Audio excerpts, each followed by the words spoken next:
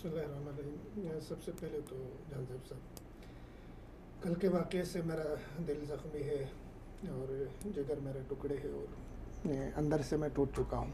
خاص کر پاکستانی کی حیثیت سے میرا سر جو ہے شرم سے جھک بھی جا رہا ہے اور ساتھ میں بالکل عدم تحفظ کا احساس مجھے ہے کہ میں کب اور کیسے اپنے محافظوں کے ہاتھوں مارا جاؤں.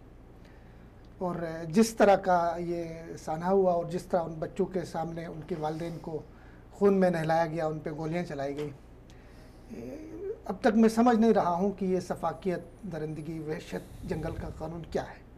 یہ تو بات کی بات ہے کہ عمران خان صاحب پہ اس پہ کیا ایکشن لیں گے، عثمان بزدار کیا ایکشن لیں گے، لیکن یہ واقعہ، اتنا بڑا واقعہ پاکستان جیسے ملک میں ہوا کیسے؟ اور پوری قوم اس پہ بات کر رہی ہے، سوشل میڈیا پہ بات ہو رہی ہے، اور اتنی بڑی درندگی، وہ بچیاں اتنی سہمی ہوئی، اتنی وحشت میں. پہلے ان کو گاڑی میں چھوڑ کے گئے، ان پہ اٹیک ہوا ہے، ان پہ گولیاں ماری ہے گاڑی میں، ان کو